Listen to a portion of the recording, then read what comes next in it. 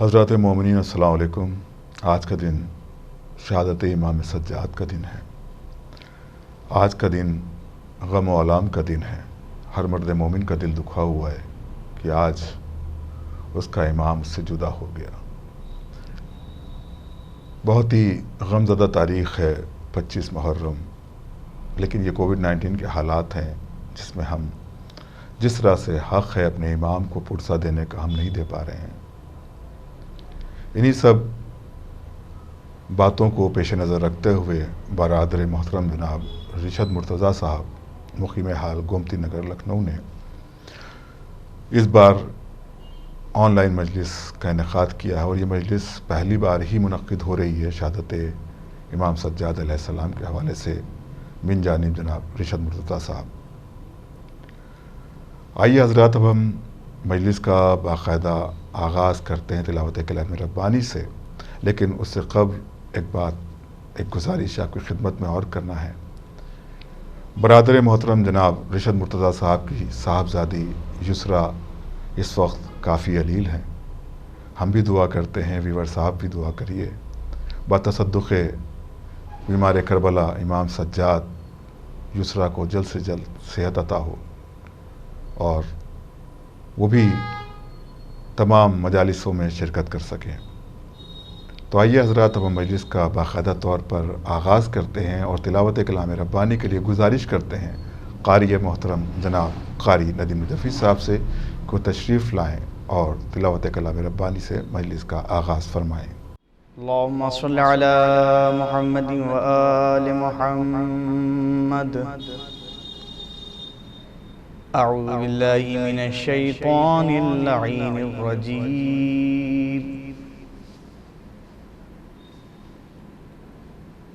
بسم اللہ الرحمن الرحیم۔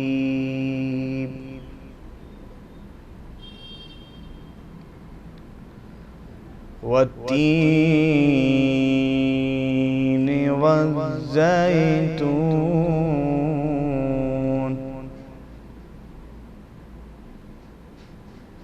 وطور سینین وهذا البلد الأمین۔ لقد خلقنا الإنسان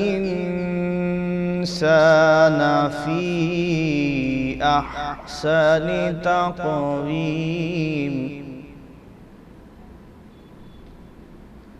ثم رددناه أسفل سافلين إلا الذين آمنوا وعملوا الصالحات فلهم أجر غير ممنون۔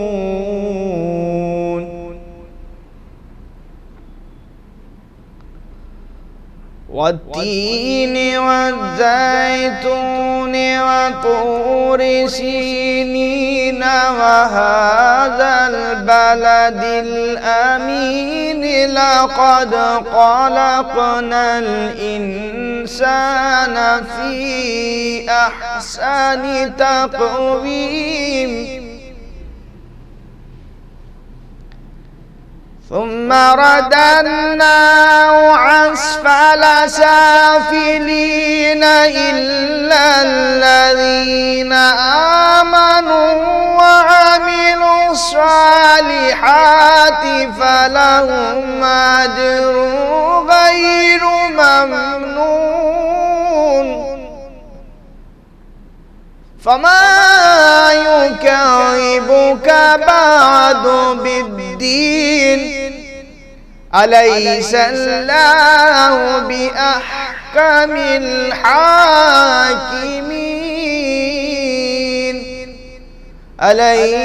أليس الله بأحكم الحاكمين؟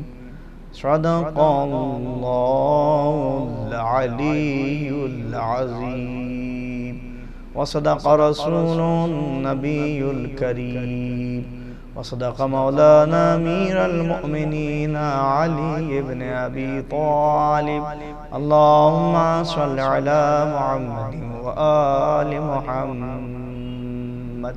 جزاک اللہ محترم قاری ندیم نجفی صاحب، تلاوت کلام ربانی سے آپ نے مجلس کا آغاز کیا۔ جیسا کہ آپ کے علم میں ہے کہ بذریعہ پوسٹر اطلاع بھی دی جا چکی ہے کہ اس وقت کی مجلس کو خطیب اہل بیت علی جناب مولانا قرطاس کربلائی صاحب قبلہ خطاب فرمائیں گے۔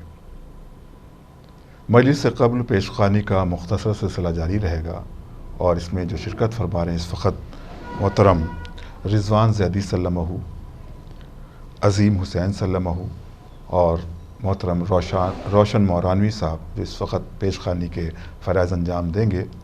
تو آئیے اب ہم گزارش کرتے ہیں پیش خوانی کے لیے محترم رضوان زیدی سلمہ سے کہ وہ آن لائن تشریف لائیں اور اپنا کلام بارگاہ سید الشہداء میں، بارگاہ معصومین علیہ السلام میں پیش فرمائیں۔ دربار میں یزید کے قرام ہو گیا، دربار میں یزید کے قرام ہو گیا، خطبہ سنا تو کوفہ پریشان ہو گیا، خطبہ سنا تو کوفہ پریشان ہو گیا۔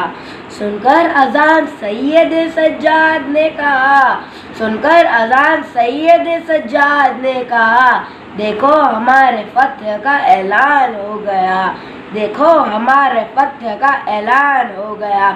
صلوات اللہم صلی علی محمد وآل محمد۔ زنجیر ٹوٹ جائیں گی کہتے ہی یا علی، زنجیر ٹوٹ جائے گی کہتے ہی یا علی، دربار دیکھ لے گا کہ مختار کون ہے، دربار دیکھ لے گا کہ مختار کون ہے۔ عابد کا وہ جلال تھا دربار شام میں، عابد کا وہ جلال تھا دربار شام میں، حاکم یہ پوچھتا رہا بیمار کون ہے، حاکم یہ پوچھتا رہا بیمار کون ہے۔ جزاک اللہ، مولا سلامت رکھے رضوان زیدی سلمہ، آپ نے بہترین کلام سلیقے سے سامعین کے درمیان پیش کیا۔ اب ہم ایک اور ننھے منھے شاعر مداح خان سے گزارش کرتے ہیں، میری مراد ہے عظیم حسین سلمہ سے، کہ وہ آن لائن تشریف لائیں اور سامعین کے درمیان اپنا کلام پیش فرمائیں۔ بوازی بلند نعرے صلوات۔ یاد آئے کبھی اصغر روئے کبھی اکبر کو، یوں روتے رہے عابد تا عمر بھرے گھر کو، رہ کے سکینہ کا یہ قید میں نالا ہے، مقتل سے میرے بابا آ جائیے دم بھر کو، یاد آئے کبھی اصغر روئے کبھی اکبر کو، روتے تھے حرام و صدام، کچھ بس نہیں چلتا تھا، جب لوٹتے تھے آدھا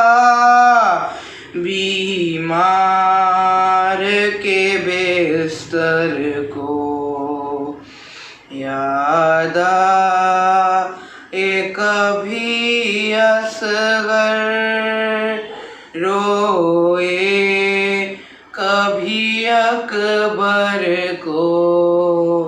جزاک اللہ عظیم حسین سلمہ، آپ نے بہترین کلام سامعین کے درمیان پیش کیا۔ ہم دعا گو ہیں پروردگار آپ کو صحت کے ساتھ زندگی عطا کرے اور تمام عزاداروں کو بھی محفوظ رکھے۔ آئے اب ہم گزارش کرتے ہیں جناب روشن مورانوی صاحب سے کہ وہ تشریف لائیں اور اپنا کلام بارگاہ امام سجاد علیہ السلام میں پیش فرمائیں۔ السلام علیکم حضرات، یا علی علیہ السلام مدد۔ مولا علی ابن الحسین کی بارگاہ میں ایک مطلع اور چند اشعار پیش کرتا ہوں، سماعت فرمائیں کہ ایک پل میں حق و باطل کا پتہ دینے لگے، ایک پل میں حق و باطل کا پتہ دینے لگے، نعرہ حیدر لگایا فیصلہ دینے لگے۔ ایک پل میں حق و باطل کا پتہ دینے لگے، نعرہ حیدر لگایا فیصلہ دینے لگے، اور بیڑیوں نے جذب کی سورج کی گرمی شام تک، بیڑیوں نے جذب کی سورج کی گرمی شام تک، آبلے پیروں کے کانٹوں کو شفا دینے لگے۔ بیڑیوں نے جذب کی سورج کی گرمی شام تک، آبلے پیروں کے کانٹوں کو شفا دینے لگے، اور ایک پل کو لڑکھڑایا دین جب باد حسین، ایک پل کو لڑکھڑایا دین جب باد حسین، حوصلے عابد کے دین کو حوصلہ دینے لگے۔ ایک پل کو لڑکھڑایا دین جب باد حسین، حوصلے عابد کے دین کو حوصلہ دینے لگے، اور راکھ پر خیموں کی مقتل میں بچھی جب جانماز، راکھ پر خیموں کی مقتل میں بچھی جب جانماز، سید سجاد کو سجدے دعا دینے لگے۔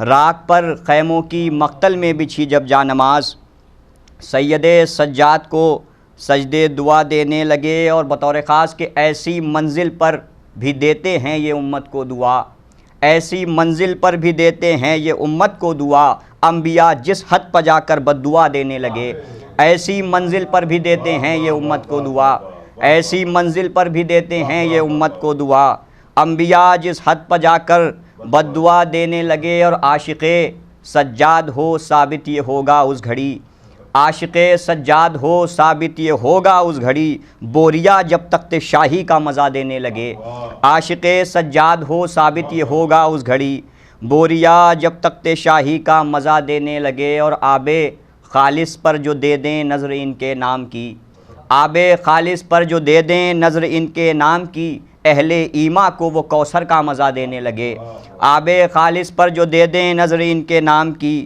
اہل ایما کو وہ کوثر کا مزہ دینے لگے۔ اور مقطع سماعت فرمائیں کہ مل گئی روشن سند مداح مولا کی مجھے، مل گئی روشن سند مداح مولا کی مجھے، داد مجلس میں مجھے اہل ولا دینے لگے، مل گئی روشن سند مداح مولا کی مجھے، داد مجلس میں مجھے اہل ولا دینے لگے۔ باواز بلند نعرہ صلوات۔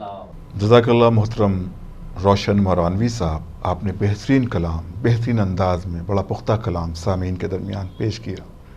اب ہم گزارش کرتے ہیں عالی جناب مولانا قرطاس کربلائی صاحب قبلہ سے کہ وہ تشریف لائیں اور مجلس کو باقاعدہ طور پر خطاب فرمائیں۔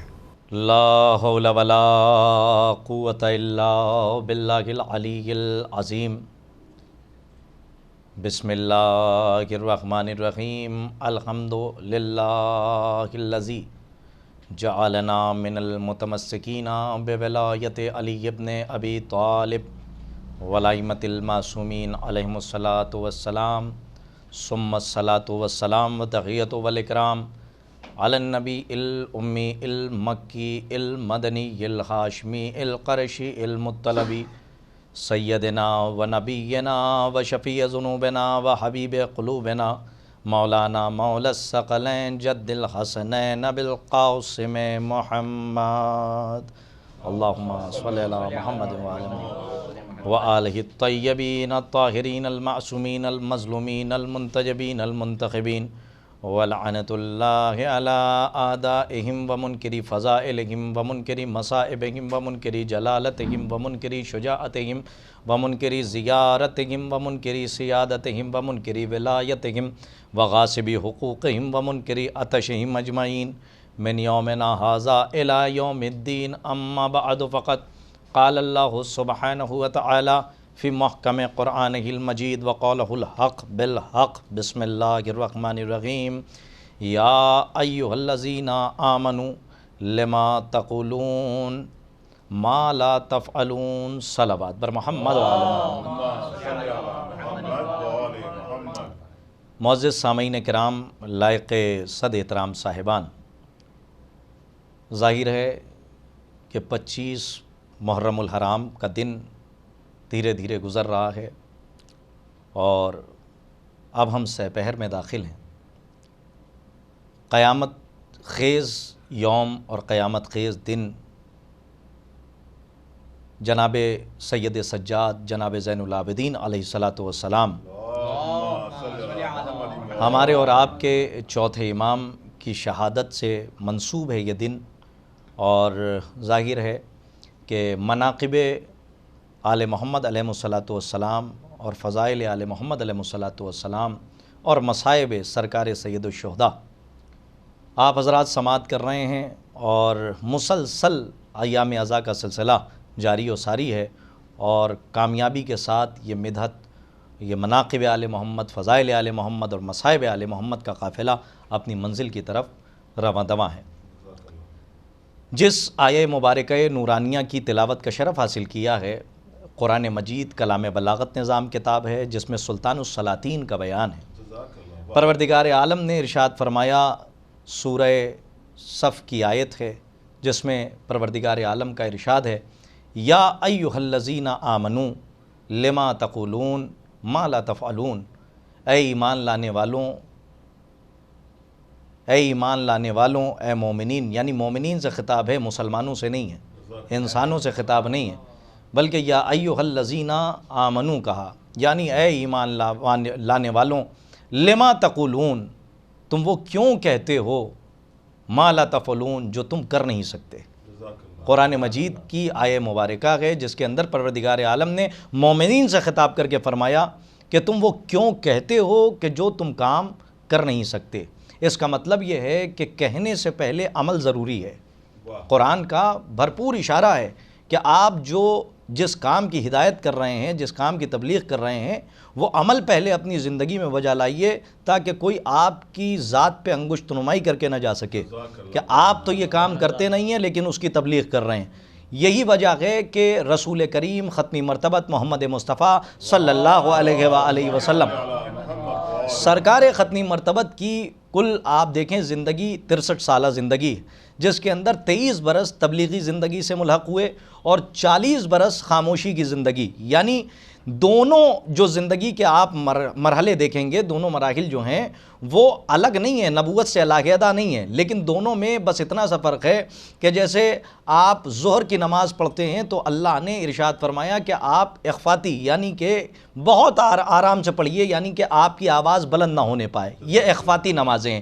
لیکن نماز وہ بھی ہے جو جہری پڑھی جاتی ہے، وہ بھی نماز ہے۔ اگر آپ محسوس کریں جو خاموشی سے پڑھی جائے اور جو آواز بلند کر کے، یعنی کہ آپ سورہ الحمد پڑھ رہے ہیں، نماز ظہرین پڑھ رہے ہیں، تو اس کے اندر حکم ہے کہ آپ اخفاتی پڑھیے، یعنی کہ آپ خاموش پڑھیے، آپ کے بغل میں کھڑا ہونے والا، آپ کے پہلو میں کھڑا ہونے والا یا آپ کے صف میں جو لوگ کھڑے ہیں وہاں تک آواز نہ پہنچنے پائے، اسے کہتے ہیں اخفاتی نماز۔ جہری نماز یعنی کہ بلند آواز سے پڑھی جائے، تو وہی مسئلہ یہاں پہ بھی ہے کہ اخفاتی ہے تو بھی نماز ہے، جہری ہے تو بھی نماز ہے۔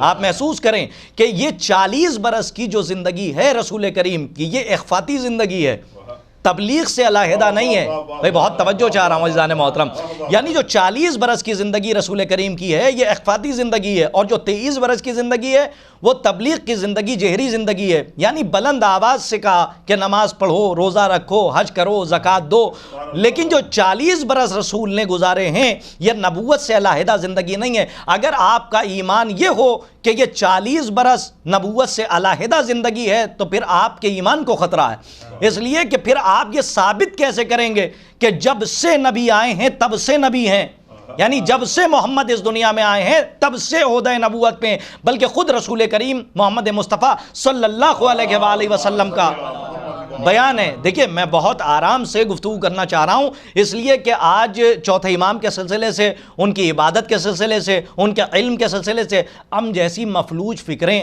ان کے علم کی ثریا کا بیان کیسے کریں، ان کے علم کی بلندی کا بیان کیسے کریں، لیکن جہاں تک حد فکر اجازت دے وہاں تک ہم پہنچ کر ان کے علم کا جو سلسلہ رہا ہے تاریخ میں وہ ہم آپ کی خدمت میں عرض کریں گے۔ اور آپ دیکھیں کہ چوتھے امام کے سلسلے سے بھی، یعنی خلق رسول بھی اگر آپ دیکھیں تو خلق رسول کو بھی آپ ملاحظہ فرمائیں، یعنی جو محمد کے بعد، یعنی سرکار ختمی مرتبت کے بعد جو سلسلہ 12 اماموں کا ہے وہ بالکل نبی کی زندگی سے ملحق ہے، یعنی نبی کی جو سیرت ہے وہی 12ویں امام کی سیرت ہے، جو نبی کا اخلاق ہے وہی 12ویں امام کا اخلاق ہے، یعنی 12 اماموں کا جو اخلاق ہے وہی نبی کا، اور جو نبی کا اخلاق ہے وہ 12 اماموں کا ہے۔ یعنی جو 40 برس کی زندگی ہے، بہت عظیم مرحلے کی طرف میں اشارہ کر رہا ہوں، جو 40 برس کی زندگی ہے نبوت سے علیحدہ زندگی نہیں ہے، یعنی 40 برس جو زندگی تھی وہ نبوت سے علیحدہ نہیں تھی۔ اگر آپ یہ کہہ دیں کہ علیحدہ تھی تو پھر آپ یہ ثابت نہیں کر پائیں گے کہ محمد جب سے اس دنیا میں آئے ہیں تب سے نبی ہیں۔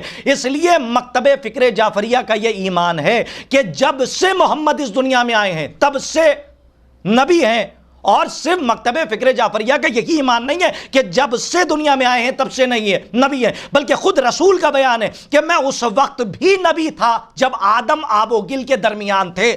یہاں پہ بھی موجد بلاغت کی بلاغت ملاحظہ فرمائیے کہ یہ نہیں کہا کہ میں اس وقت بھی تھا جب آدم آب و گل کے درمیان تھے، بلکہ عہدے کا ذکر کیا کہ میں اس وقت بھی نبی تھا جب آدم آب و گل کے درمیان تھے، یعنی تھے کب سے یہ دنیا نہیں جانتی، بس اتنا بتا دیا کہ میں اس وقت بھی نبی تھا، عہدہ نبوت پہ فائز تھا جب آدم آب و گل کے درمیان تھے۔ اب اس کا مطلب یہ ہے کہ جب آدم کی خلقت نہیں ہوئی تھی تب بھی محمد عہدہ نبوت پہ فائز تھے۔ دنیا یہ فیصلہ نہیں کر سکتی کہ یہ انوار ہیں کب سے۔ صلوات پڑھیں محمد وآل محمد پر باب اعظم۔ ہمارے پاس صرف اتنا علم ہے کہ عہدہ نبوت پہ اس وقت فائز تھے کہ جب خود رسول کا بیان ہے، حدیث معصوم ہے، اس وقت بھی نبی تھا، میں خود نہیں تھا، بلکہ یہ کہا عہدہ نبوت پہ فائز تھا۔ یعنی اس کا مطلب یہ ہے کہ 40 برس کی زندگی اخفاتی تبلیغ ہے، اور یہاں 23 برس کی زندگی جہری تبلیغ ہے۔ اب ایک جملہ بڑا خوبصورت ہے جو میں آپ کے حوالے کر کے جانا چاہتا ہوں۔ عزیزان محترم، یہ 40 برس خاموش کیوں اور 23 برس جہری تبلیغ کیوں کی؟ بھئی اسی آیت کے ضمن میں کی ہے جو قرآن مجید میں اللہ نے ارشاد فرمایا۔ دیکھیے، جو بھی آیت رسول کے اوپر نازل ہوتی تھی وہ رسول پہ تو نازل ہوتی تھی، لیکن اشارہ آپ کی طرف ہوتا تھا، یعنی رسول کے ذریعے سے امت تک پیغام پہنچایا جائے۔ تو قرآن مجید میں سورہ صف کی آیت ہے جس کے ضمن میں آپ کے سامنے میں نے ترجمہ بھی کر دیا، جس کے حوالے سے قرآن مجید میں ارشاد ہوا، یا ایھا الذین آمنوا لما تقولون ما لا تفعلون، تم وہ کیوں کہتے ہو کہ جو کام نہ کر سکو۔ اس کا مطلب یہ ہے کہ پہلے عمل ہوگا پھر تبلیغ ہوگی۔ تو رسول کی جو 40 برس کی خاموشی کی زندگی ہے اس میں پہلے عمل کیا ہے، اس کے بعد 23 برس تبلیغ کی ہے، تاکہ کوئی یہ نہ کہہ سکے آپ تو کرتے نہیں ہیں، تبلیغ کیوں کر رہے ہیں۔ ایک صلوات پڑھیے محمد و آل محمد پر بآواز بلند۔ ایک اس سے بہتر صلوات کا مظاہرہ فرمائیں آپ حضرات۔ مجھے جناب زین العابدین علیہ السلام تک پہنچنا ہے۔ 40 برس کی زندگی سے ایک فیصلہ اور کرنا چاہتا ہوں، اگر آپ سب مطمئن ہو تو ایک فیصلہ سن لیجئے، اس لیے کہ بات چوتھے امام کی ہے تو میں اس خانوادے تک جانا چاہتا ہوں۔ اگر اس 40 برس کی زندگی کو اور 23 برس کی زندگی کو آپ دیکھیں تو شاید اس میں بھی مولا عباس علیہ السلام کی عصمت کا خلاصہ ہو جائے۔ شاید آپ کے حوالے یہ بات کروں اس لیے کہ علماء نے اور عرفاء نے اور علماء نے کہیں پہ انکار نہیں کیا ہے۔ جو فقہا گزر گئے، علماء عارفین گزر گئے، آپ جب ان کو پڑھیں گے تو سب نے، علماء ربانیین نے یہاں تک لکھا ہے، کسی نے عصمت صغریٰ مانی ہے اور کسی نے عصمت وسطیٰ مانی ہے، لیکن مولا عباس کو معصوم مانا ہے، غیر معصوم کسی نے نہیں مانا۔ تو اب لوگ یہ کہتے ہیں کہ بھئی چہردہ معصومین علیہ السلام کے لیے تو قرآن میں جو ہے سند موجود ہے، لیکن مولا عباس کے لیے نہیں ہے۔ ان تک میں یہ بات پہنچانا چاہتا ہوں، مولا عباس کے معصوم ہونے میں اور 14 کے معصوم ہونے میں وہی فرق ہے کہ جو محمد کی خاموشی کی زندگی اور اعلان رسالت میں ہے۔ کاش کہ میری بات آپ تک پہنچ گئی ہوتی۔ ایک صلوات پڑھیں تاکہ خلاصہ اور آسان ہو جائے۔ خاموشی کی زندگی یہ علیحدہ زندگی نہیں ہے۔ اب آپ یہ نہیں کہہ سکتے کہ خاموشی کی زندگی میں جب اعلان رسالت و نبوت نہیں موجود ہے تو اس کا مطلب نعوذ باللہ ثم معاذ اللہ عیاذا باللہ محمد نبی نہیں ہے۔ بھائی میں کچھ کہہ رہا ہوں، بھائی آپ دلیل کیا بنائیں گے؟ محمد نبی ہیں اور یہ سند نہیں ہے۔ کوئی یہ کہہ دے کہ 40 برس میں تو اعلان نہیں کیا، لیکن 40 برس کے بعد اعلان رسالت کیا، تو کیا آپ یہ مانیں گے کہ اعلان 40 برس تک نہیں کیا تھا تو وہ نبی نہیں تھے؟ کہا نہیں، عباس کے معصوم ہونے میں اور چہاردہ معصومین علیہ السلام کی عصمت میں یہی فرق ہے جو محمد کے 40 برس کی خاموشی کی زندگی میں اور 23 برس کی جہری زندگی کا معاملہ ہے۔ کہا 23 برس میں اعلان رسالت کیا ہے۔ اب آپ نہیں سمجھے، 14 کے لیے میں بہت توجہ چاہتا ہوں، 14 کے لیے اللہ نے اعلان کیا کہ یہ معصوم ہے، منصوص من اللہ، اور مولا عباس ایسے معصوم ہیں۔ بھائی ایک مثال آپ کی خدمت میں عرض کر دینا چاہتا ہوں، اس لیے کہ بہت ساری مثالیں موجود ہیں۔ مثال کے طور پہ میرا موضوع مولا عباس علیہ السلام نہیں ہے، لیکن اب چونکہ بات آ گئی ہے تو تمام مولیان حیدر کرار کی خدمت میں یہ عقائد کے سلسلے سے بات ہے جو ایک حوالے یعنی اصلاح ہو رہی ہے عقیدے کی، تو اس حوالے سے بھی ہو جائے۔ دیکھیں ان ذوات مقدسہ کا جو مرتبہ ہے وہ ہم جیسے کجبج بیان طالب علم معین نہیں کر سکتے، ان ذوات مقدسہ کی بلندی تک نہیں پہنچ سکتے، یہ تو رونے کا مقام ہے۔ اور ہمارا درد دل ہے جو ہم آپ کے سامنے بیان کر رہے ہیں۔ خدا کی قسم کہ جو تمنائے علی ہو نہیں محسوس کر رہے ہیں، میں نے یہ جملہ یوں ہی نہیں کہا، جو تمنائے علی ہو، یہ جملہ میں نے کیوں کہا ہے جانتے ہیں؟ اس کی وجہ کہ مولا کائنات نے تمنا کی ہے مولا عباس علیہ السلام کی۔ دیکھیں میں رسول کریم سے مولا عباس کی طرف آیا ہوں اور یہیں پر رکا ہوں اور یہیں سے چوتھے امام تک جانا چاہتا ہوں۔ مولا عباس علیہ السلام کی تمنا کس نے کی ہے؟ کہا نہ جناب آدم نے کی ہے، نہ جناب عیسیٰ نے، جناب موسیٰ نے، نہ جناب یحییٰ نے، نہ زکریا نے، یہاں تک کہ ختمی مرتبت نے بھی، آخری نبی نے بھی عباس کی تمنا نہیں کی۔ عباس کو کس کی تمنا لکھا گیا؟ کہ مولا ابو الفضل عباس علیہ السلام کو علی کی تمنا لکھا گیا۔ اگر آپ سارے بیدار ہیں تو ایک خوبصورت سا جملہ، یہ علی ہیں، علی کہ جن کا فقرہ نہج البلاغہ میں موجود ہے۔ مولا فرما رہے ہیں نہ میں نے جنت کی لالچ میں سجدہ کیا ہے، نہ دوزخ کے خوف سے سجدہ کیا ہے۔ کاش کہ میرے جملہ پہنچ جائے۔ مولا کائنات کے نہج البلاغہ میں یہ فقرہ موجود ہے اور جلی حرفوں سے لکھا ہوا ہے۔ مولا نے فرمایا نہ میں نے اس کا سجدہ جنت کی لالچ میں کیا، نہ دوزخ کے خوف سے کیا، وہ لائق سجدہ تھا، بہت توجہ، تب میں نے اس کا سجدہ کیا۔ اس کا مطلب یہ ہے کہ علی نہ لالچ میں نہ خوف میں سجدہ کر رہے ہیں، بلکہ علی لائق سجدہ مانتے ہیں تو اللہ کا سجدہ کر رہے ہیں۔ تو اس کا مطلب یہ ہے کہ یہاں پہ بھی کوئی خواہش نہیں ہے، عباس کی خواہش کر رہے ہیں، تو اس کا مطلب یہ ہے کہ عباس علی کی نظر میں لائق تمنا ہے۔ ایک صلوات پڑھیے محمد و آل محمد پر بآواز بلند۔ عباس علی کی نظر میں لائق تمنا ہے، اسی لیے علی ابن ابی طالب علیہ السلام نے تمنا کی کہ پروردگار عالم میرے پاس حسن و حسین جیسے بیٹے موجود ہیں، مباہلے کے دن سے جو رسول کے بیٹے ہیں۔ کاش کہ میری بات آپ تک پہنچ گئی ہوتی۔ مباہلے کے دن سے جو رسول کریم کے بیٹے ہیں۔ اب آپ مجھے بتائیے، ایک بیٹے کی تمنا کی، اور مولا عباس علیہ السلام کے علم کے حوالے سے بھی بہت ساری کتابیں مرتب کی گئی ہیں اور علماء نے لکھی ہیں، لیکن ان کی شجاعت کا زیادہ تذکرہ ہوتا ہے۔ لوگ یہ کہتے ہیں کہ مولا عباس علیہ السلام بڑے شجاع تھے۔ اچھا دیکھیے، ستاروں کے جھرمٹ میں رہ کے چاند کہلانا کمال نہیں ہے، میں بہت توجہ چاہ رہا ہوں۔ ہاں، کالوں کے درمیان رہ کے گورا کہلانا کمال نہیں ہے، جوہلا کے درمیان رہ کے عالم کی سند لے لینا کمال نہیں ہے، بلکہ کمال کیا ہے کہ ستاروں کے جھرمٹ میں رہ کر چاند کہلانا کمال نہیں ہے، چاندوں کے خاندان میں رہ کر قمر بنی ہاشم ہو جانا کمال ہے۔ بھئی یہ کمال ہے آل محمد کے گھرانے کا۔ بس جس طریقے سے یہ کمال ہے تو ویسے ہی میں آپ کی خدمت میں عرض کروں گا کہ بے نمازیوں کے درمیان رہ کر خود کو نمازی اور زاہد کہلوانا یہ کمال نہیں ہے، بلکہ عابدوں کے خانوادے میں، یا یوں کہوں، ایک جملہ کہنا چاہ رہا ہوں، عابد اگر کہہ دوں تو مسئلہ ہو سکتا ہے کہ میرے عقیدے کے خلاف بات ہو جائے، بلکہ یوں کہوں کہ نماز کے خانوادے میں میں کچھ کہہ رہا ہوں، عبادت کے خاندان میں رہ کر زین العابدین کی سند لے لینا یہ کمال ہے۔ صلوات پڑھیے محمد و آل محمد پر بآواز بلند۔ بھئی عابد کے خاندان میں، عبادت کے خاندان میں رہ کر زین العابدین ہو جانا یہ کمال ہے۔ اس گھرانے میں کون عابد نہیں ہے؟ آپ دیکھیے تو تمام جتنے بھی ہیں، مولا کائنات ہیں، امام حسن مجتبیٰ ہیں، امام حسین علیہ السلام ہیں، جتنے بھی ہیں سب کے سب عبادت کی زینت ہیں، لیکن زین العابدین کس کا لقب ہے؟ کا چوتھے امام جناب سید سجاد علیہ السلام کا، یعنی یہ سید سجاد بھی ہیں اور زین العابدین میں ہیں۔ لوگوں نے ترجمہ تو کیا کہ عبادتوں کی زینت، جی نہیں، زین العابدین، عابدوں کی زینت۔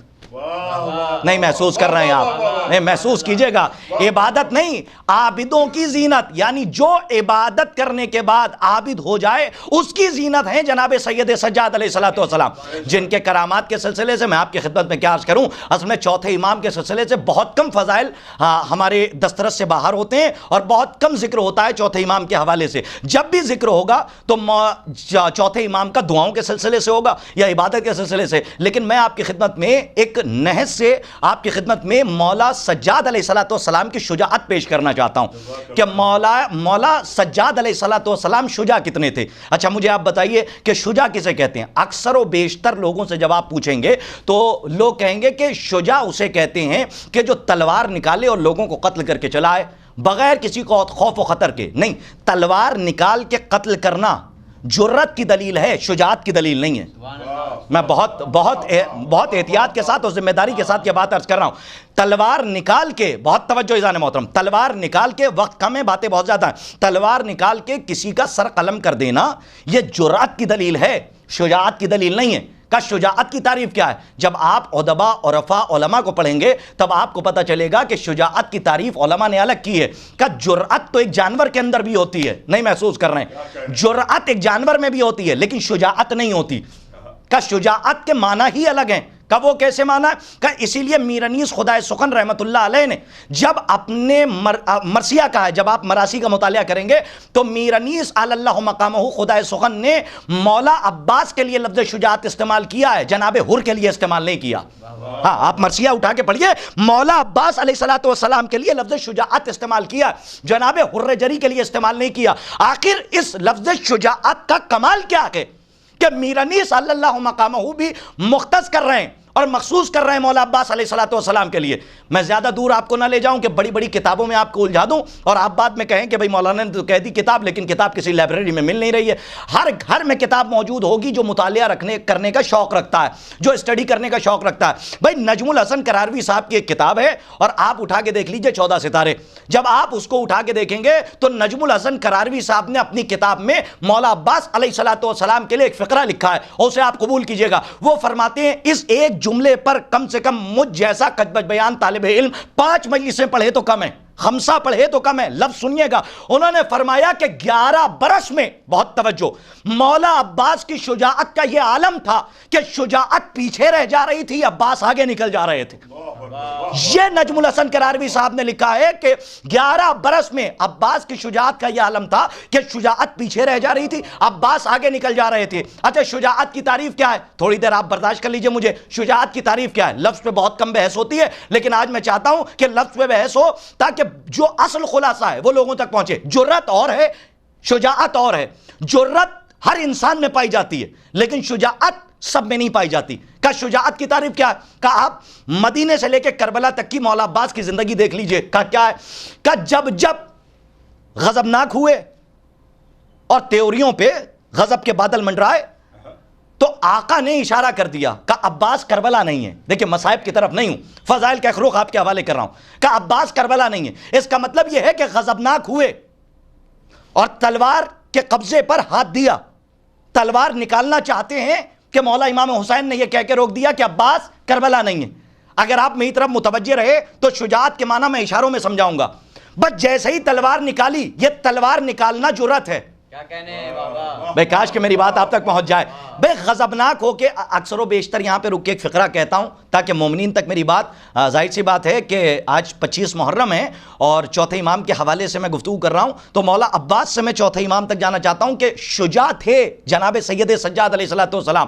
اور اگر میں اپنے عقیدے کے لحاظ سے دیکھوں اور جہاں تک جو تھوڑا بہت میرا مطالعہ ہے تو جہاں تک میں نے کتابوں کا مطالعہ کیا تو مجھے یہ لگا کہ جناب سید سجاد علیہ السلام سے بڑا شجاع مجھے تاریخ میں نہیں نظر آیا. یعنی چوتھے امام سے بڑا شجاع کوئی ہے ہی نہیں تاریخ کے اندر. چوتھے امام کی جو شجاعت ہے اور اصل شجاعت کا جو مفہوم ہے تب آپ کو سمجھ میں آئے گا کہ میں اپنی جگہ پہ کتنا صحیح ہوں یا غلط ہوں، آپ فیصلہ کر لیجئے گا. یہاں پہ اکثر و بیشتر ایک جملہ کہتا ہوں، لوگ یہ کہتے ہیں کہ مجھے تو غصہ ہی نہیں آتا کیونکہ غصہ حرام ہے. نہیں، اس کی بھی اصلاح کریے. غصہ حرام نہیں ہے. اگر حرام ہوتا تو اللہ آپ کی طینت میں نہ رکھتا.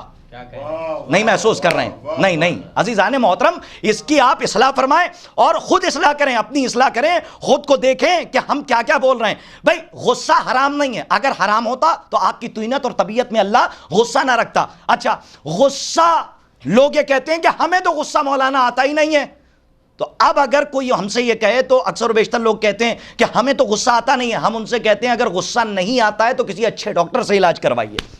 دیکھیے بہت ذمہ داری سے کہہ رہا ہوں، اگر غصہ نہیں آتا ہے، کاش کہ جملہ پہنچ جائے، پوری مجلس کا خلاصہ اس جملے میں، اگر غصہ نہیں آتا ہے، غضبناک آپ نہیں ہوتے تو آپ کسی ڈاکٹر سے علاج کروائیے، اس لیے کہ غضبناک ہونا غیرت مند کی پہچان ہے۔ میرا جملہ ضائع نہ جائے، توجہ ازانے میں، غضبناک ہونا، غصہ آنا، اس کا تعلق غیرت سے ہے۔ کہ کیسے؟ کہ اگر آپ کے گھر پہ کوئی حملہ کر دے، آپ کے آقا پہ کوئی حملہ کر دے اور آپ چپ چاپ بیٹھ کے دیکھتے رہیں اور آپ کو غصہ نہ آئے، اس کا مطلب یہ ہے کہ آپ بے غیرت ہیں۔ اور اگر آپ غضبناک ہو رہے ہیں، آپ کو غصہ آ رہا ہے، تو اس کا مطلب یہ ہے کہ آپ کی غیرت ہے جو بار بار آپ کی طبیعت کو جھنجھوڑ کے کہہ رہی ہے تیرے آقا پر حملہ ہو رہا ہے، تو بیٹھا دیکھ رہا ہے۔ ایک صلوات پڑھیے محمد و آل محمد پر بآواز بلند۔ غصے کا تعلق غیرت سے ہے، غصہ حرام نہیں ہے۔ ہاں غصے میں کسی کو قتل کر دینا یہ جائز نہیں ہے۔ دیکھیے مسئلہ فوراً تبدیل ہو جاتا ہے، غصے میں کسی کو قتل کر دینا یہ سیرت معصوم نہیں ہے۔ اسی لیے تو عمرو ابن عبد ود کے سینے سے اتر آئے تھے مولائے کائنات، نہیں اس سے بڑی دلیل تو نہیں ہے بھائی، عمرو ابن عبد ود کے سینے سے مولائے کائنات اتر آئے، کیوں؟ اس لیے کہ تاریخ نے بتایا کہ اس وقت غضبناک ہوئے، اور غضبناک جب مولا ہو گئے تو مولا نے عمرو ابن عبد ود کو قتل نہیں کیا۔ اس عالم میں یہ معصوم کی سیرت نہیں ہے کہ کسی کو قتل کر دے، جو تاریخ کی لفظیں ہیں وہ ہم نے آپ تک پہنچائی۔ بس شجاعت کا جو مفہوم ہے وہ سن لیجئے، ادھر مولا عباس نے تلوار نکالی، آقا کی آواز ہے عباس، کربلا نہیں ہے، تلوار نیام میں گئی۔ تلوار کا نکلنا جرأت ہے، تلوار کا اندر رکھ لینا صبر ہے، نہیں سمجھے آپ؟ تلوار کے نکلنے میں اور نیام میں جانے کے درمیان سے جو ایک راستہ نکلتا ہے اسی کو شجاعت کہتے ہیں۔ ایک صلوات پڑھیے محمد و آل محمد پر بآواز بلند۔ کاش کہ میرا جملہ آپ تک، ایک صلوات پڑھیے محمد و آل محمد پر بآواز بلند۔ کسے شجاعت کہتے ہیں؟ کہ تلوار کے نکلنے میں اور نیام میں چلے جانے میں کے درمیان سے جو ایک راستہ نکلتا ہے اسے شجاعت کہتے ہیں۔ کہ کرتاز صاحب آپ نے یہ کیسے کہہ دیا کہ تلوار کا نکلنا اور نیام میں جانا اور درمیان سے جو راستہ نکلے اسی کو شجاعت کہتے ہیں؟ اصل جرأت کو شجاعت نہیں کہتے، صبر کو شجاعت کہتے ہیں۔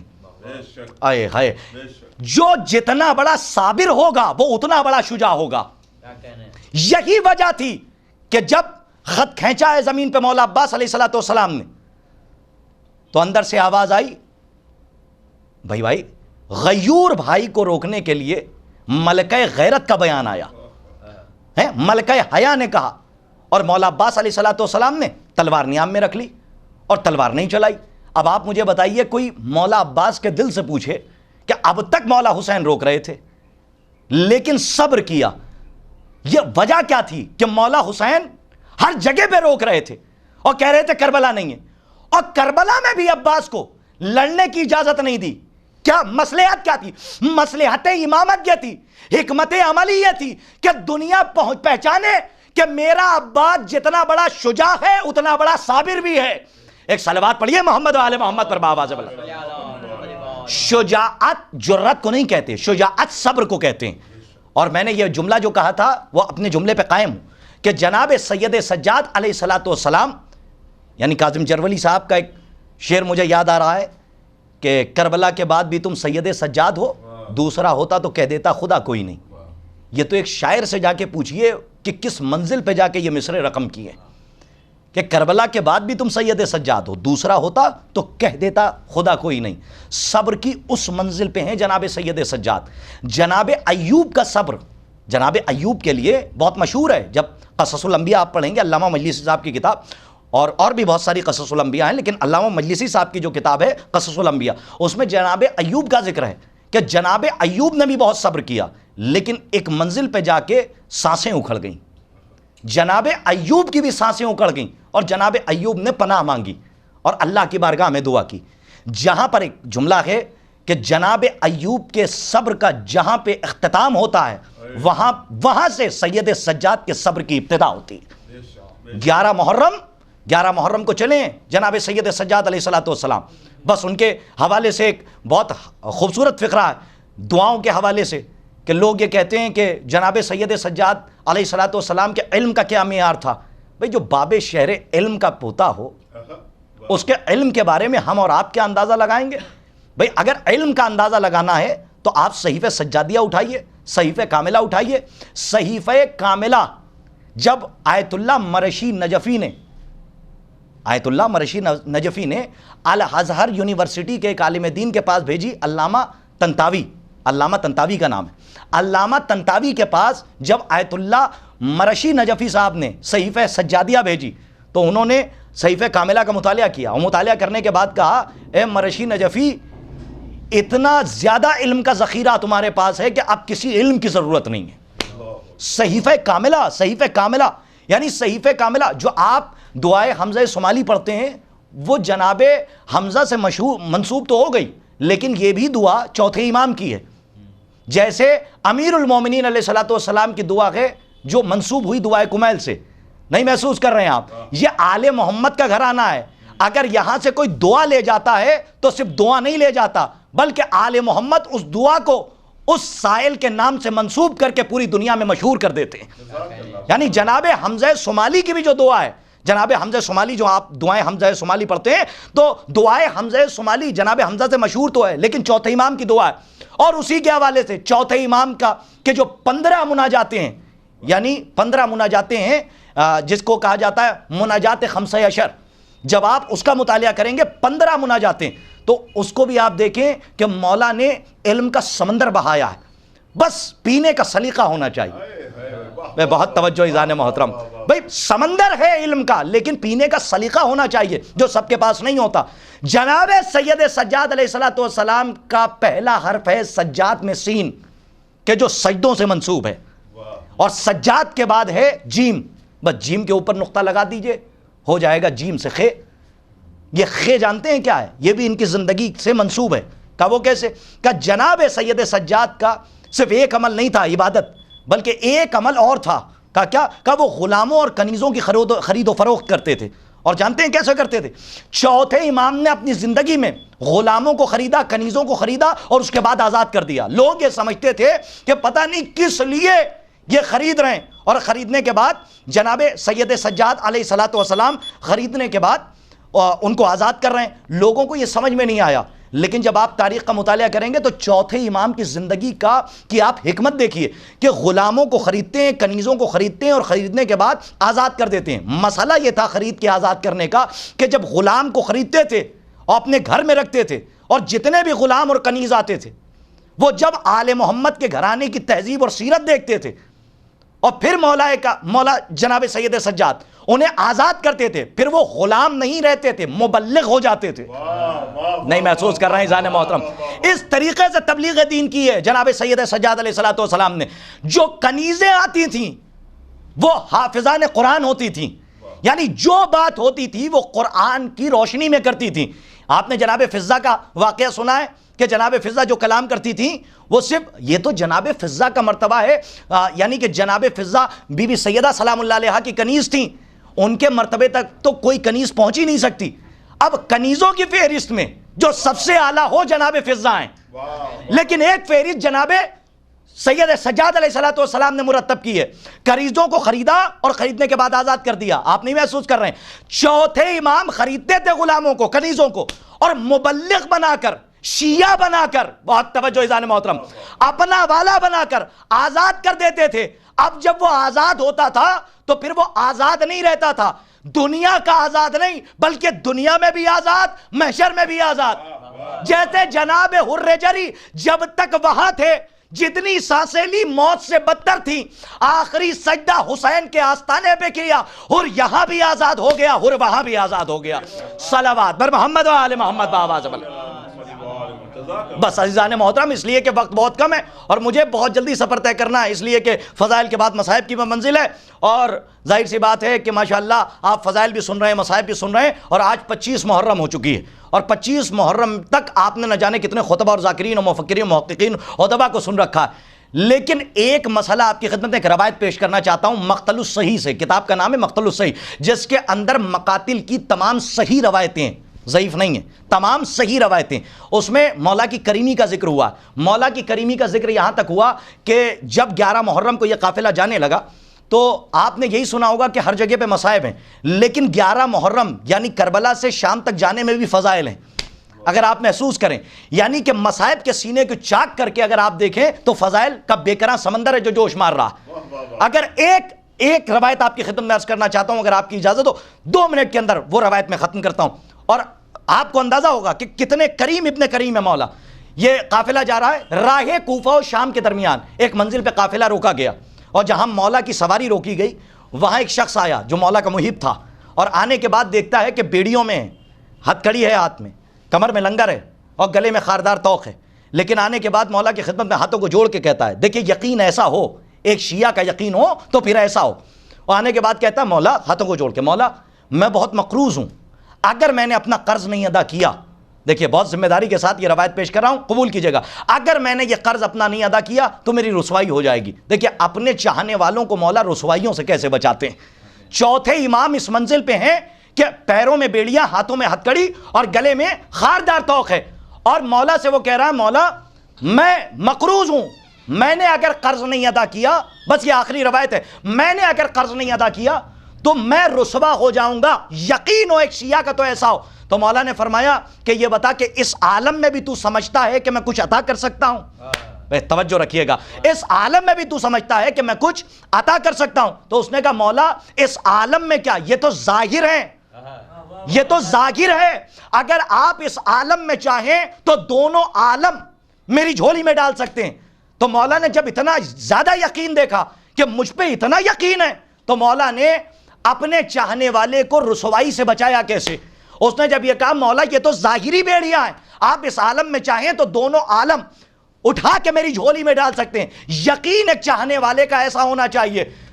مولا نے جب ایسا یقین دیکھا تو کہا سن، جب میری سواری یہاں سے آگے بڑھ جائے تو اسی جگہ کی خاک کرید لینا، تجھے کچھ ایسا خزانہ مل جائے گا جسے بیچ کے تو اپنا قرض ادا کر سکتا ہے۔ ایک صلوات پڑھیے محمد و آل محمد پر بابا صاحب۔ مولا جناب سید سجاد علیہ السلام کے خطبے نہیں ہیں، زیادہ خطبے نہیں ہیں، خطبے زیادہ اگر آپ دیکھیں گے تو مولا کائنات حل مشکلات علی ابن ابی طالب علیہ السلام کے خطبات آپ کے سامنے ہیں کہ جن کے خطبوں کا آپ مطالعہ کرتے ہیں، لیکن جناب سید سجاد علیہ السلام کے اتنی کثرت سے خطبے نہیں ہیں۔ خطبہ ہے، دربار یزید میں بھی خطبہ دیا ہے جناب سید سجاد علیہ السلام نے، لیکن دعاؤں کا مجموعہ دیا ہے۔ اگر آپ اللہ کی بارگاہ میں جاتے تو اگر یہ دعائیں نہ ہوتی تو آپ کلام کرنے کے لائق نہ تھے، آپ کو کلام اللہ سے کلام کرنے کے لائق بنا دیا ہے ان دعاؤں نے، کہ جو دعائیں آل محمد علیہ السلام کی طرف سے تعلیم کی گئی ہیں، جس میں سے صحیفہ کاملہ، صحیفہ سجادیہ، صحیفہ سجادیہ دعاؤں کا ایک مجموعہ جو چوتھے امام نے دیا۔ یہاں پہ رک کے ایک جملہ کہتا ہوں کہ یعنی دعائے صحیفہ سجادیہ اور صحیفہ کاملہ دیکھنے کے بعد ہمیں یہ یقین ہوتا ہے کہ اللہ نے ہمیں آل محمد سے محبت کرنے کا سلیقہ سکھایا، اور آل محمد نے ان دعاؤں کے ذریعے خدا سے عشق کرنے کا سلیقہ عطا کیا۔ ایک صلوات پڑھیے محمد و آل محمد پر بآواز توجہ ہے۔ تو جناب سید سجاد علیہ السلام کی یہ عبادت ہے، اور جناب سید سجاد علیہ السلام نے اتنی عبادتیں کی ہیں کہ زندان کو مسجد بنا دیا، اور اس کا فلسفہ یہی تھا کہ جب یہاں سے رہا ہو کر جائیں اور اس کے بعد زندان میں سجدوں کے نشان دیکھے جائیں تو پتہ چلے کہ یہ اللہ والے تھے، انہوں نے اللہ کو کبھی فراموش نہیں کیا۔ اتنی منزل میں بھی، اتنے مصائب کے بعد بھی جناب سید سجاد علیہ السلام نے کبھی بھی اللہ کو فراموش نہیں کیا، اللہ کی عبادت کرتے رہے۔ اور عبادت کا صرف یہ مفہوم نہیں ہے کہ آپ ٹکروں پہ ٹکریں مارتے رہیں، نہیں، وہ ٹکریں تو ہوں گی، عبادت نہیں ہوگی۔ عبادت کب ہوگی؟ کہ عبادت جو خالصتاً للہ سانس لی جائے وہ بھی عبادت ہے، خالصتاً للہ جو عبادت یعنی جو سانس لی جائے وہ بھی عبادت ہے. اور یہاں پہ آ کے ایک فقرہ آپ کی خدمت میں عرض کرتا چلوں کہ عبادت ہو گئی، کرامت ہو گئی، ان کی کریمی ہو گئی، ان کی شجاعت ہو گئی، لیکن ایک فقرہ اور جہاں پہ لوگ جا کے بہت دھوکہ کھاتے ہیں کہ مولا سجاد علیہ السلام نے جناب علی اکبر کے قاتل کو پانی پلایا. تاریخ میں موجود ہے جناب علی اکبر کے قاتل کو پانی پلایا. اور یہاں پہ لوگ یہ کہتے ہیں کہ چوتھے امام نے جب قاتل اپنے جناب علی اکبر کے قاتل کو پانی پلایا ہے تو ہم کیوں دوسروں پر لعنت کریں. دیکھیں یہاں پہ آ کے لوگ دلیل بناتے ہیں، لیکن سنیے کچھ چیزیں اماموں سے منسوب ہیں اور کچھ چیزیں مومنین کے لیے ہیں. جو اماموں سے منسوب ہیں وہ مومنین کے لیے نہیں ہیں. یہ ہے مظہر صفات الہی. بہت بڑا راز پیش کر رہا ہوں. یہ ہے مظہر صفات الہی. جیسے علی بن ابی طالب علیہ السلام نے اپنے قاتل کے سامنے شیر پیش کیا، اپنے قاتل کے سامنے شیر پیش کیا، تو یہ اس بات کی دلیل تھی کہ جیسے وہ رحمان ہے ویسے ہم رحمان ہیں. کاش کہ میرا جملہ آپ تک پہنچا ہوتا. اور چوتھے امام نے علی اکبر کے قاتل کو پانی پلا کے ثابت کیا کہ جیسے وہ رحمان ہے ویسے ہم رحمان ہیں. یعنی یہ مظہر صفات الہی ہیں. یہ ثابت کرنا ہے کہ ہم مظہر صفات الہی ہیں. اس لیے اپنے قاتل کو شیر بھی دیا اور اپنے قاتل کو پانی بھی پلایا. لیکن آپ کے اوپر لازم نہیں ہے کہ آل محمد کا دشمن آپ کے سامنے آ جائے اور کہے کہ ہم آل محمد کے دشمن ہیں. تو پھر اگر آپ اسے کھانا کھلا رہے ہیں تو یہاں تک کہ معصوم کی حدیث ہے استعارتاً کنایتاً اشارتاً کہ جس نے کتے کو ایک ٹکڑا کھلایا، جس نے کتے کے سامنے ایک ٹکڑا ڈالا، ایک ٹکڑا کتے کے سامنے ڈالا، سارے اصحاب بیٹھے ہوئے تھے، اس نے ایک ولی کا قتل کیا. یہاں تک کہ ایک ولی کا قتل کیا. تو سامنے والوں نے پوچھا کہ مولا ہم نے تو نہ جانے کتنے کتوں کو کھلا دیا. مولا نے فرمایا میں نے 4 پیر والوں کی بات نہیں کی ہے، 2 پیر والے کتے. ایک صلوات پڑھیے محمد والے محمد پر باب اعظم. یہ سنی سنائی باتیں نہیں ہیں، یہ سب کتابوں میں موجود ہیں اور میں عینی شاہد ہوں. اور کتابیں میرے پاس موجود ہیں جس میں خود معصومین علیہ الصلوۃ والسلام کے فرامین بے کرا موجود ہیں. آل محمد علیہ الصلوۃ والسلام کی ذوات مقدسہ پہ اگر ہم نے نظر کی ہوتی تو آج ہماری زندگی سنور گئی ہوتی. آج ہمیں کہنے کی ضرورت نہیں ہوتی کہ آپ نماز پڑھیے، روزہ رکھیے، حج کیجیے، زکوٰۃ دیجیے. اگر ہم سیرت آل محمد، اور میں تو کہتا ہوں کہ جو مومن ہے وہ نمازی ہوگا، جو مومن ہے وہ روزہ دار ہوگا. یہ تو زبردستی کی باتیں ہیں کہ آپ ممبر پہ بیٹھنے کے بعد یہ کہیں کہ وہ فلاں بے نمازی ہیں، فلاں روزہ نہیں رکھتے، فلاں حج کرنے نہیں جاتے. نہیں، اپنے گریبان میں دیکھیے اور جھانکیے کہ آپ کتنے بڑے پاکیزہ ہیں. اگر اپنی زندگی پہ غور کر لیا جائے تو دوسروں کی عیب جوئی کا آپ کو موقع نہیں ملے گا. بس عزیزان محترم، آج 25 محرم الحرام ہے اور قیامت کا دن گزر رہا ہے. چوتھے امام علیہ الصلوۃ والسلام کی شہادت کے ایام ہیں. 11 محرم الحرام کو، یہاں تک کہ اگر آپ تاریخ کا مطالعہ کریں تو 11 محرم کو یہ قافلہ نہیں نکلا ہے، بلکہ 11 محرم کو کہیں اور سے رخصت ہے قیام کے بعد. لیکن 11 محرم پہ ہمارے یہاں رائج ہے کہ 11 محرم کو، جو 11 محرم کا دن ہے وہ اسیروں کا دن ہے اور علی کی بیٹیوں کو، نبی کی نواسیوں کو قیدی بنا کے لے جایا جا رہا ہے. عزیزان محترم، میں زیادہ آپ کی خدمت میں عرض تو نہیں کر سکتا اس لیے کہ وقت بہت کم ہے اور مصائب کا ایک سمندر ہے، اور ہم صرف اگر تصور کر لیں تو جناب سید سجاد علیہ الصلوۃ والسلام کا نام رونے کے لیے پوری زندگی کافی ہے. جناب سید سجاد علیہ الصلوۃ والسلام کے ہاتھوں میں ہتھکڑی، پیروں میں بیڑی اور گلے میں خاردار طوق ڈالا گیا اور کمر میں لنگر. بار بار ہم نے یہ سنا کہ کمر میں لنگر ڈالا گیا، لیکن آپ نے کبھی یہ غور کیا ہے کہ لنگر کی تعریف کیا ہے؟ لنگر کے لیے جب آپ پڑھیں گے تو عرب میں لنگر اسے کہتے ہیں کہ جس کا ایک سرا قیدی کی کمر میں بندھا ہو اور ایک سرا قیدی کی کمر میں باندھا جائے اور دوسرے سرے پر ایک وزنی لوہا باندھا جائے. جب قیدی آگے بڑھے تو پہلے اس لوہے کو گھسیٹے، اس کے بعد وہ قدم آگے بڑھائے. شاید یہی وجہ تھی کہ جب مدینے جناب سید سجاد پہنچے ہیں تو جانے کے بعد جناب ام البنین سے فقرہ کہا، دادی اماں مدینے تک آتے آتے سجاد کی کمر ٹوٹ گئی. جناب سید سجاد علیہ الصلوۃ والسلام کی کمر میں جو لنگر ڈالا گیا تھا، جو لنگر باندھا گیا تھا، وہ اتنا وزنی لنگر تھا. ہم اور آپ پڑھ سکتے ہیں اور سن سکتے ہیں، لیکن آپ اور ہم محسوس نہیں کر سکتے. محسوس کرنے کے لیے کم سے کم جناب زینب سلام اللہ علیہا کی ذات مقدسہ ہو کہ جو ظلم کو محسوس کر سکے کہ جناب سید سجاد نے کیسے مصائب کا پہاڑ اٹھایا ہے. جناب سید سجاد علیہ الصلوۃ والسلام سفر ہے اور جا رہے ہیں اور تاریخ نے یہاں تک لکھا ہے کہ جب مدینے پہنچ گئے جناب سید سجاد علیہ الصلوۃ والسلام تو جناب سید سجاد اتنا روتے تھے، ہمارا اور آپ کا مولا اتنا گریا کرتا تھا، چوتھے امام اتنا روتے تھے کہ آنکھوں سے آنسو جاری ہوتے تھے، اور آنسو ہم اور آپ بہا رہے ہیں، مولا خون روتے تھے۔ جب جناب سید سجاد علیہ الصلوۃ والسلام کے سامنے کوئی وضو کا پانی آتا تھا، ہائے بابا کہہ کے روتے تھے، ہائے حسین کہہ کے گریا کرتے تھے۔ ارباب ازا یہاں تک روایت ہے کہ مدینے کی گلیوں سے جب گزرتے تھے کسی جوان کو دیکھ لیتے تھے، اپنے سینے پہ ہاتھ مار کے کہتے تھے ہائے بھیا اکبر، جناب علی اکبر کو یاد کر کے رویا کرتے تھے۔ اور یہاں تک ایک روایت ہے، روایتوں میں دیکھیں بےقرار روایتیں، لیکن روایت کا ایک فقرہ آپ کی خدمت میں عرض کرنا چاہتا ہوں۔ جناب سید سجاد علیہ الصلوۃ والسلام رو رہے ہیں، گریا کر رہے ہیں، اور روتے روتے جناب ہلال آ گئے اور جناب منہال آئے، اور جناب منہال نے آ کے کہا کہ مولا شہادت تو آپ کے گھر کی میراث ہے، اتنا آپ کیوں گریا کرتے ہیں؟ جناب سید سجاد نے کہا منہال تم نے سوال کر کے غلط کیا، اس لیے انصاف نہ کیا۔ اے منہال شہادت ہمارے گھر کی میراث ہے، کیا ہمارے گھر کی یہ بھی میراث ہے کہ ہمارے گھر کی ماؤں بہنوں کو شرابیوں کے دربار میں بے پردہ لے جایا جائے؟ اللہ اکبر، خدا آپ کو کوئی غم نہ دے سوائے غم مظلوم کربلا۔ ارباب ازا جب رہائی ملی ہے، رہائی ملنے کے بعد جناب سید سجاد آئے ہیں، روایتوں میں یہاں تک کہ ہم نے علماء سے سنا جناب سید سجاد کربلا آئے، اور کربلا آنے کے بعد ہر ایک کی قبر پہ گئے، اور جانے کے بعد ایک فقرہ کہا، کہتے ہیں بھیا اکبر سینے پہ برچھی کھا کے سو جانا بہت آسان تھا، جناب قاسم کی قبر پہ گئے اور کہا قاسم پامال ہو جانا بہت آسان تھا، بس ہر کی لاش پہ جا کے اون محمد کی قبر پہ گئے، اور جانے کے بعد کہا کہ خون میں نہا لینا بہت آسان تھا۔ جناب امام حسین علیہ الصلوۃ والسلام کی قبر لرزی اور آواز آئی بیٹا سید سجاد تو مشکل امر تم بتاؤ کہ کیا ہے؟ جناب سید سجاد نے کہا بابا یہ سب آسان تھا، لیکن ماؤں بہنوں کا بے ردا ہونا، شرابیوں کے دربار میں جانا اور ایک غیور امام کا ساتھ رہنا یہ بڑا مشکل امر تھا۔ کوئی سجاد کے دل سے پوچھے، منادی ندا دے رہا ہے یہ نبی کی بیٹیاں ہیں، یہ علی کی بیٹیاں ہیں، یہ نبی کی نواسیاں ہیں۔ ارباب ازا جناب سید سجاد علیہ الصلوۃ والسلام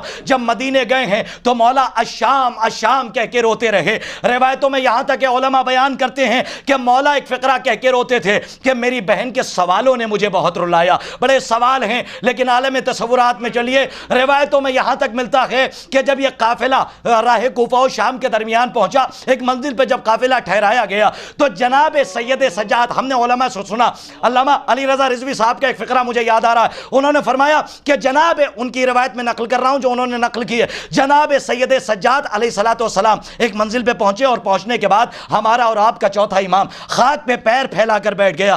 4 برس کی بہن ہے جناب سکینہ، 4 برس کی بہن نے دیکھا اور بڑھ کے آگے بڑھ کے کہا بھیا آپ کو کبھی اس حالت میں بیٹھے نہیں دیکھا، آخر وجہ کیا ہے کہ آپ پیر پھیلا کر خاک پہ بیٹھے ہوئے ہیں؟ جناب سید سجاد نے کہا بہنا پیروں میں آبلے ہیں، آبلوں میں کانٹے ہیں، جب پیر زمین پہ رکھتا ہوں تو بڑی اذیت ہوتی ہے۔ دیکھیں بہن اسے کہتے ہیں ارباب ازا۔ جناب سکینہ اپنے تمام مصائب بھول گئیں اور ہاتھوں کو جوڑ کے کہا بھیا اگر اجازت ہو تو یہ بہن آپ کے پیروں سے آبلوں سے کانٹوں کو نکال دے۔ ارباب ازا وہ 4 برس کی بہن بڑھی جب آبلوں سے کانٹے نکال رہی تھیں، روایت کے جملے ہیں جناب سید سجاد دہاڑے مار کے رونے لگے اور ایک فقرہ کا ہائے میری بہن کی غربت، اے بی بی آپ نے تو میرے پیروں سے کانٹے نکال دیے لیکن آپ کے پیروں میں بھی آبلے ہیں، آبلوں میں کانٹے ہیں، ان کانٹوں کو نکالنے والا کوئی نہیں ہے، سفر بڑا طویل ہے۔ آخری فقرہ اور مجلس تمام ہے۔ آپ نے دیکھا ہوگا کہ 2 تابوت تاریخ میں ایسے ہیں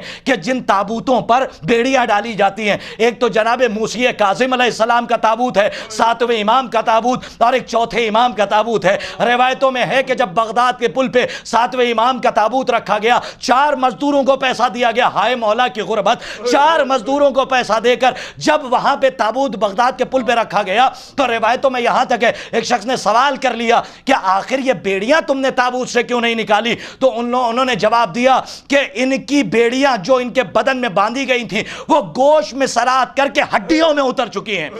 اب ان بیڑیوں کا نکالنا ناممکن ہے، اس لیے بیڑیوں کو نکالا نہیں گیا، تابوت میں لپیٹ دیا گیا۔ ارباب ازا یہ ایک 7ویں امام ہے، اور چوتھے امام جناب سید سجاد علیہ السلام اتنے مظلوم امام ہیں کہ ہمارا اور آپ کا آخری امام زیارت ناہیہ میں مولا فرماتے ہیں ارے سلام ہو میرے اس جٹ پر کہ جس کے بدن کا گوشت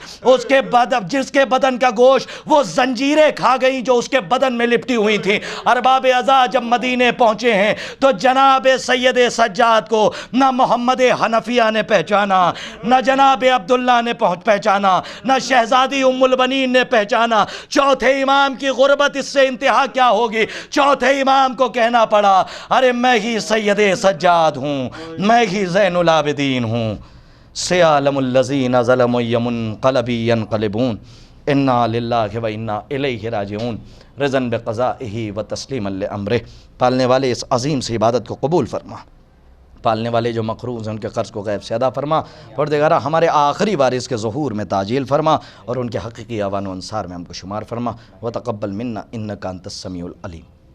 جزاک اللہ محترم کرتاز کربلائی صاحب، آپ نے امام سجاد علیہ السلام کے حوالے سے، مولا ابو الفضل عباس علیہ السلام کے حوالے سے بہترین بیان سامعین کے درمیان پیش کیا۔ اب ہم گزارش کرتے ہیں ایک ایسے نوخان سے جو اپنے دل کی آواز آپ کے سامنے پیش کریں گے۔ بڑا پردرد لہجہ ہے، میری مراد ہے جناب شہباز علی صاحب کہ وہ تشریف لائیں اور بارگاہ امام سجاد میں نوحے کی شکل میں نذرانہ پیش فرمائیں۔ بابا بابا بابا بابا بابا بابا سکینہ کا ہے نوحہ،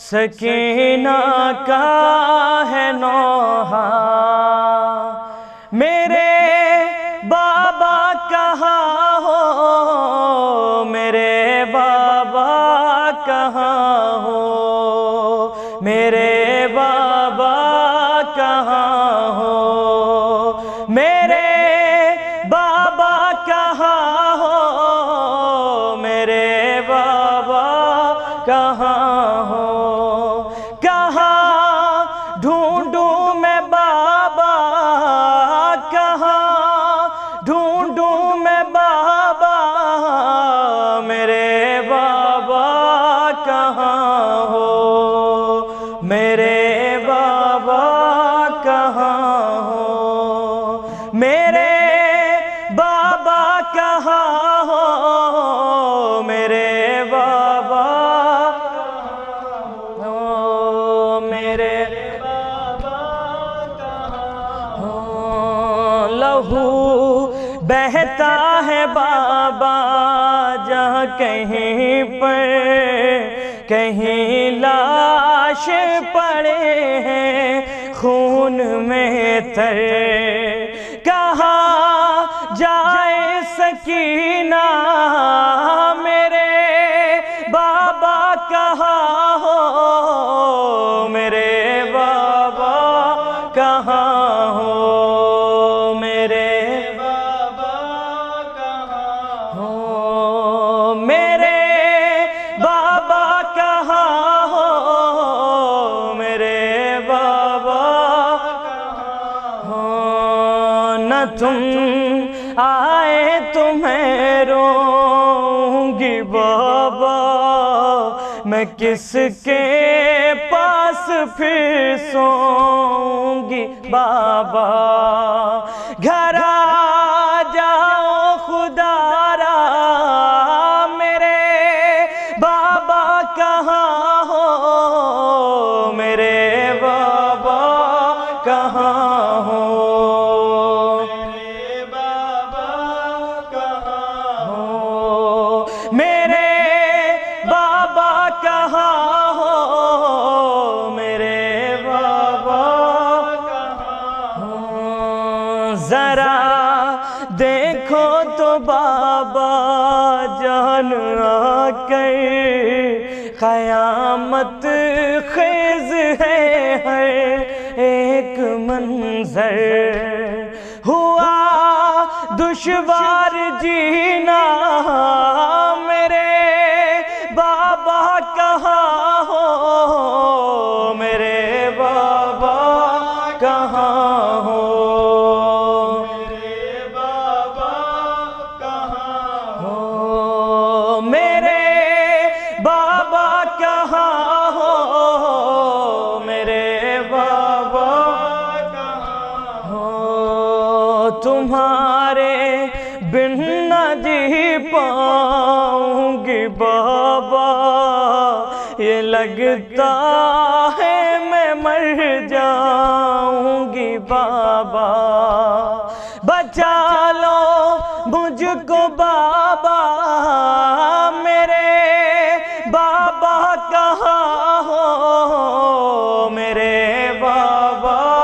کہاں ہو میرے بابا کہاں ہو میرے بابا کہاں ہو میرے بابا کہاں ہو مجھے شمر ستمگر نے ستایا میری امداد کو کوئی نہ آیا بہت میں نے پکارا میرے بابا کہاں ہو میرے بابا کہاں ہو میرے بابا کہاں ہو میرے بابا کہاں ہو میرے بابا کہاں ہو تمہارے پاس میں آؤں تو کیسے چچا کے پاس میں جاؤں تو کیسے لائنوں کا ہے پہرا میرے بابا کہاں ہو میرے بابا کہاں ہو میرے بابا کہاں ہو میرے بابا کہاں ہو میرے بابا کہاں ہو قیامت کی گھڑی یہ کیسی آئی نہ تم ہو اور نہ امّو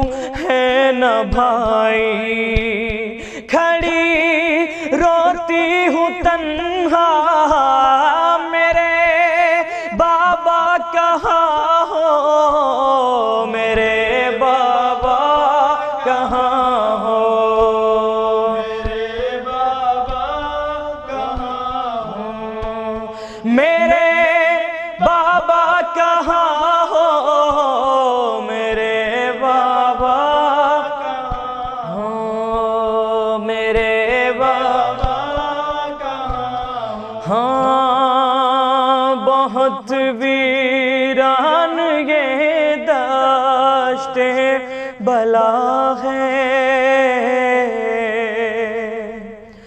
بہت ویران یہ دشت بلا ہے مجھے بابا بہت ڈر لگ رہا ہے غضب کا ہے اندھیرا میرے بابا کہاں ہو میرے بابا کہاں ہو میرے بابا کہاں ہو میرے بابا کہاں ہو میرے بابا کہاں ہو صدا آئی نہ رو بالی سکینہ میرے پاس آ میری پیاری سکینہ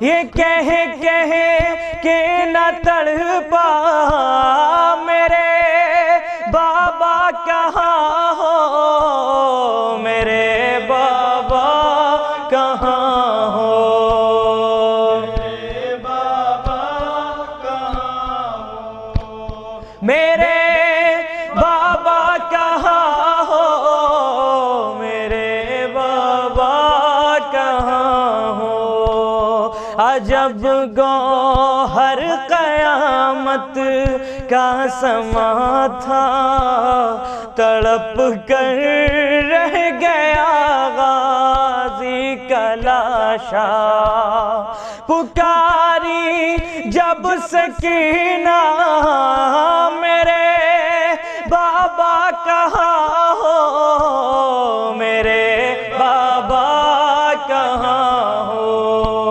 میرے بابا کہاں ہو میرے بابا کہاں ہو میرے بابا کہاں ہو جزاک اللہ جناب سید شہباز علی صاحب، آپ نے بڑا ہی پردرد نوحہ سامعین کے درمیان پیش کیا، بڑا کرب بیان کیا آپ نے شہزادی جناب سکینہ سلام اللہ علیہا کے حوالے سے جو گفتگو ہوئی نوحے میں، یقیناً کلیجہ پھٹ جاتا ہے اس طرح کے نوحے سن کر۔